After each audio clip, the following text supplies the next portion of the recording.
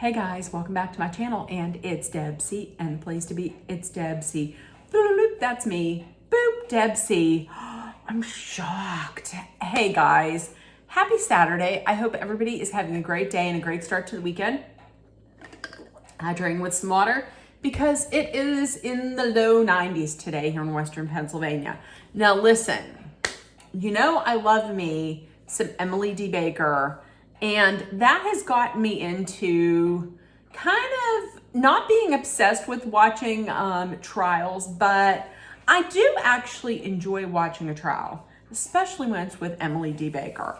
So, you know, the last case that she covered was the shit show that was the Karen Reed trial. And then she jumped right into the state of New Mexico versus Alec Baldwin. And that's what we're going to talk about, because it was supposed to be a very short trial. It was supposed to last until next Friday. When I say I could have never guessed that this would happen, this is now the second trial that I have watched that has just that has just stunned me. I mean, stunned me. So let's talk about it. In case you don't know, Alec Baldwin, he was brought up on charges of involuntary manslaughter in the 2021 shooting death of cinematographer Helena Hutchins on the set of Rust, which was being filmed in New Mexico. So, and as we know, the armorer in that case, Hannah Gutierrez Reed, she already had her trial. She was convicted of involuntary manslaughter, and she was sentenced to the maximum of 18 months. That's what Alec Baldwin was facing. I believe originally he was brought up on 2 counts, but one was dismissed. I guess I don't know why, but he had pleaded not guilty. He had gone on to ABC, had an interview with George Stephanopoulos, saying that he did not pull the trigger. He cocked the hammer. He just pulled it to the hammer. No, don't do it. Don't do it. Don't start singing Too Legit to Quit. Don't sing it. Can't touch this. So, which he's saying he didn't touch the trigger. I don't know. Anyways, we're not going to get to that. But he had said he did not do anything. He did not pull the trigger. What we're here to talk about, though, is the trial. Listen, am I saying that I went in with a prejudice? I kind of did. When you watch Emily D. Baker, she wants you to go in clear and free of any prejudices. I could do that in the Karen Reed trial because I didn't know anything about the trial going in. Flip to the Alec Baldwin trial. I knew about what was going on. I had watched the Hannah Gutierrez Reed trial, and some of Alec Baldwin's social missteps, how he acted in the past in public, it kind of prejudiced me a little bit. I mean, I remember him getting thrown off the plane because he didn't want to stop playing Words with Friends, even though he's told several times not to. The text or the voicemail message that was sent to his daughter, calling his daughter a selfish little pig, stuff like that. In my mind, I wasn't that jazzed up about him. Did I enjoy him on Saturday Night Live? Yeah, I absolutely did enjoy Sweaty Balls on Saturday Night Live. Still one of my top 5 favorite Saturday Night Live skits. That being said, I was having a little bit of a difficulty going in and not having a little bit of a prejudice. So, okay, they start the trial right from the beginning, and they had jury selection on the 9th. So on Tuesday, Wednesday, they started the actual trial. They had a special prosecutor, Carrie Morrissey, was back. She was the one that had prosecuted Hannah Gutierrez Reed. But also they had a new special prosecutor, Erlinda Johnson. And this was like a clash of styles where Carrie Morrissey goes in, guns a-blazing, a full snark. Here's Erlinda Johnson, who had a much calmer delivery. And I enjoyed, she did the opening for prosecution side. I really enjoyed her. So, okay, the first day absolutely went to prosecution, because there was a time whenever they were doing motions, it wasn't in front of the jury. And I believe it was that the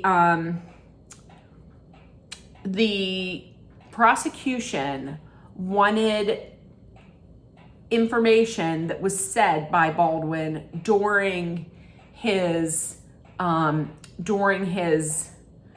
interviews with police. They wanted that information brought in, which I believe he said something like, "Oh yeah, I know. I've worked with guns many times in movies, and I know even if a gun doesn't have live rounds, even if it's dummy rounds, they can still kill people. Like, things can still happen with those."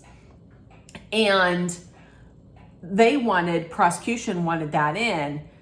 Defense was like, "No, you said during your motion already, your motion that you granted us, that this can't be in." And she was like, "No, you misunderstood me. I didn't say that this couldn't be brought in. So this is going to be brought in."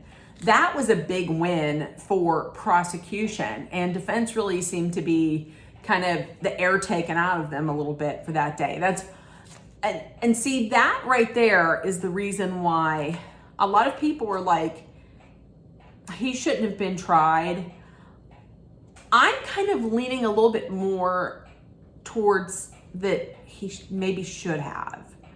The reason being, and hear me out, the reason being is because if he knew that something could go wrong, why would you point the gun at her?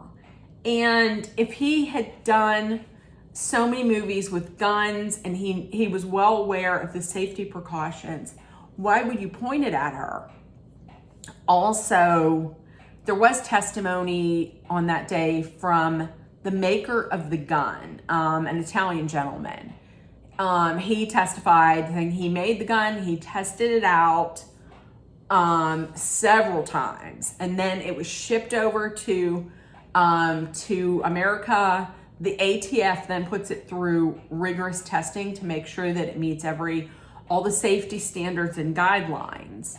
And they asked him, could it have gone off without the trigger being pulled? And he had said no, the trigger has to be pulled. That's why I'm leaning more towards maybe he should have been charged. They weren't going to let in the fact that he was a co-producer on this. That was already something that before the trial even started, that the judge had sided with the defense on, that you cannot bring in the fact that he was a producer.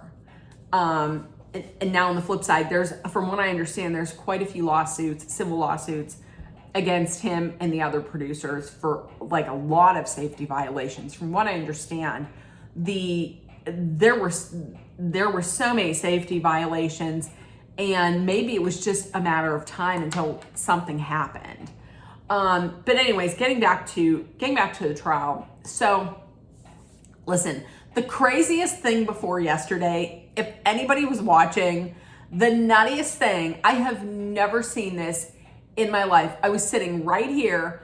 I was having dinner with Dolly, and I said, I said, as I was eating dinner, I said, what the fuck did he do? So they're sitting there, they're sitting there. Carrie Morrissey's talking about Alec Baldwin, and she said, he said something like, I'm 63 years old, I have limited abilities, or something like that. He gets up, Baldwin, and I noticed he said something to his attorney over here. Gets up, walks out. Just gets up, walks out. That's it. The main attorney, Spiro, was like, what? He was looking like, what the fuck is this? He just stood up, got out. See, that's the and nobody tackled him. Like, typically you would be tackled because even though the jury wasn't there, it's like a sign of respect to the judge. You don't just stand up and walk out. If you have to go to the bathroom or something, then your attorney says, excuse me, can we have a recess? Can we have a short break? My client needs to use the restroom or whatever. But you don't just stand up and walk up. At that point, I was like, see this right here.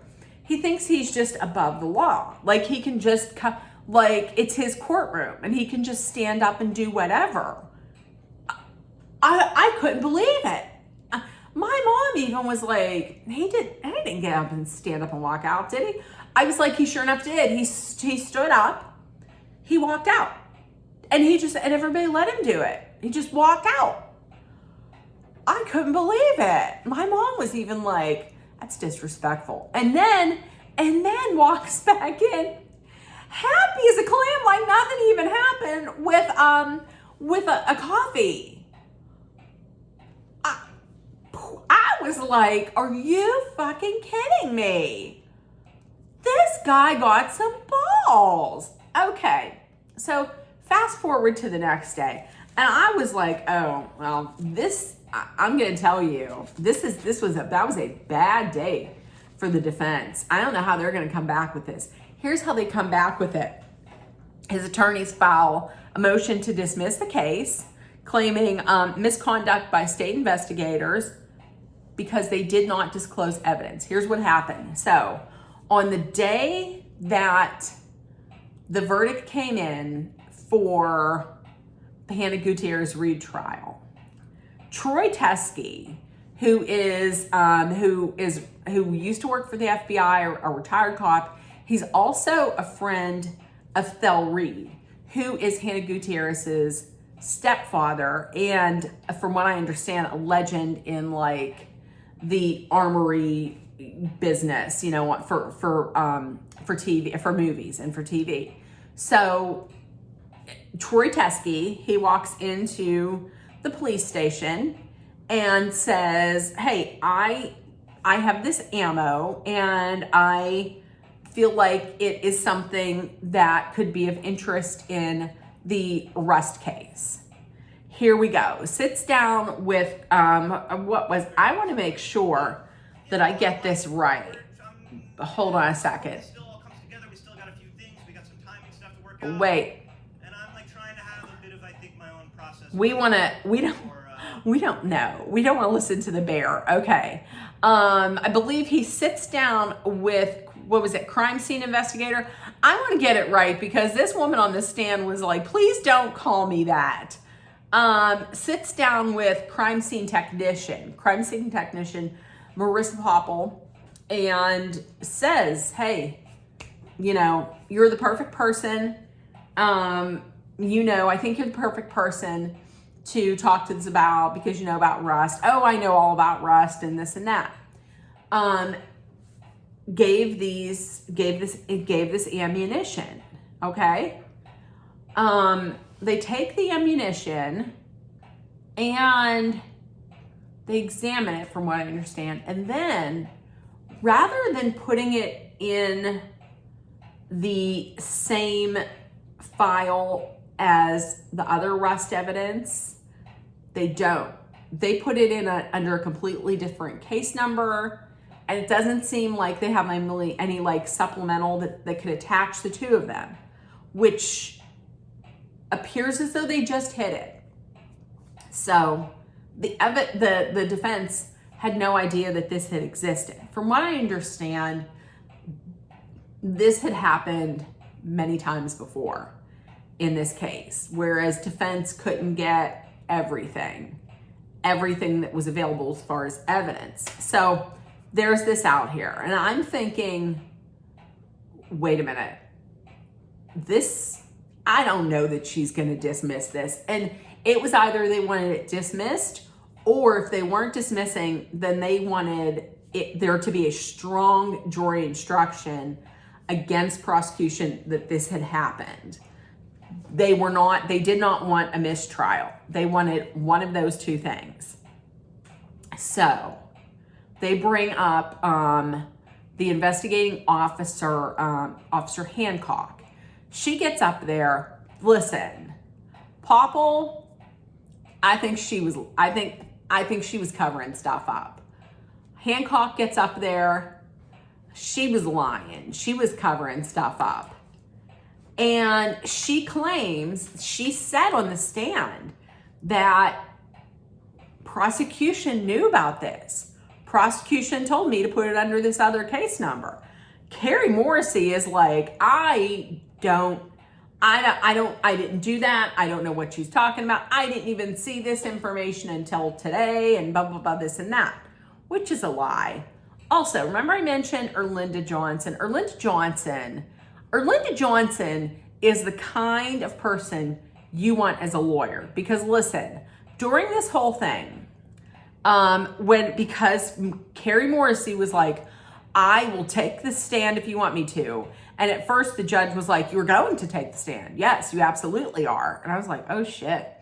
Then later on, she was like, you don't have to take the stand. It's okay. She was like, no, I want to take the stand because I want to clear my name and this and that.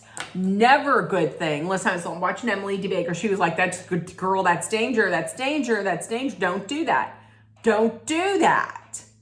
So she takes the stand. I don't know if it was her ego that maybe made her think that she could just talk her way out of it. We know that didn't work. So it's brought up that Erlinda Johnson is no longer on the case. So Erlinda Johnson, the special prosecutor who's working with her, just resigned from the case in the middle of it. Just like in the middle of the day, just resigned, walked out. And she says that it's because Erlinda Johnson didn't want these motions to be public, to be out in the public, which, as we know now, is completely false. Erlinda Johnson did an interview with Chris Cuomo, and she says, and this is why I say, this is the kind of attorney you want. You want someone like Erlinda Johnson. Erlinda Johnson gets up there and she says, that is not true. Here's what happened. I just found out about this evidence, this ammo today.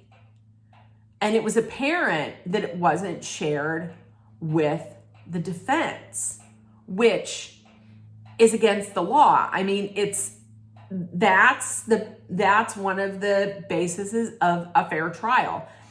Everybody should have a level playing field, and you should all have access to all of the evidence. By the defense not having that evidence, I mean, they could have very well used it in their opening, or they could have used it in them trying this case, but they didn't have it. So Erlinda Johnson was like, that's not right. And she had talked to Carrie Morrissey about, hey, we should make a motion to just dismiss this case. Carrie Morrissey wasn't having any of that. And, Erlinda Johnson, being the stand-up woman that she is, was like, well, then I'm not comfortable proceeding with this case. I'm not comfortable doing this. And she resigned. And I respect that immensely, because even though she felt, and she did say that she felt that Alec Baldwin was guilty, as an attorney, it is not up to you to decide like who gets evidence and who doesn't. She when you take the oath to be a lawyer, I would imagine that that's one of the things that you swear to do, that you share the evidence. So that's why she left. So Carrie Morrissey gets up there. She's talking about how she saw these this ammo, but she didn't think it looked anything like the live ammo that was recovered from the set of Rust. Once again, that's not up to you to make that decision. If evidence is presented, you are to make it known to the defense and the judge so that everybody has a chance to see it. Listen, when Hancock was like, yeah, the prosecution knew about this, I thought, no, this is not looking good. And then Carrie Morrissey got up there and she was like, I didn't think it looked exactly the same as the other ammo, so it wasn't connected. That's why I didn't share it. No. As soon as she said that, I was like, nope, you're done. That's it. So the judge gets up. She basically put everything out there and was like, there's no remedy for this. Dismissed it with prejudice. So it cannot be retried. There are, from what I understand, quite a few civil lawsuits against Alec Baldwin, and I believe probably against the other producers. I know Mamie Mitchell there was talk of Mamie Mitchell, who was the script supervisor, that she was suing. I would imagine that Helena Hutchins' family would probably have a lawsuit against Baldwin and maybe the other producers. So that's it. That's what happened. At the end of the day, it was a 2-day trial. The jury wasn't there. She had sent the jury home and was like, we'll see you on Monday. So yeah, there we go. That was stunning because, like I said, after the first day, in my mind, prosecution was looking good. But listen, you did it to yourself. You shit the bed. Prosecution and the police, they did that to themselves. That's it. So there we go. In the comments, listen, if you watched, tell me what you thought. Tell me what you think about it. With that being said, listen, if nobody told you yet today, I love you. You're loved, seen, and heard. Please make sure that you put love, kindness, compassion, acceptance, hope, and positivity out there in the world. Please take care of one another. Number one, be aware of your surroundings. Number 2, please stay safe. And number 3, please be careful and stay hydrated if it is blazing hot where you're at. I will see you tomorrow. Yes, I will see you tomorrow. Bye, guys.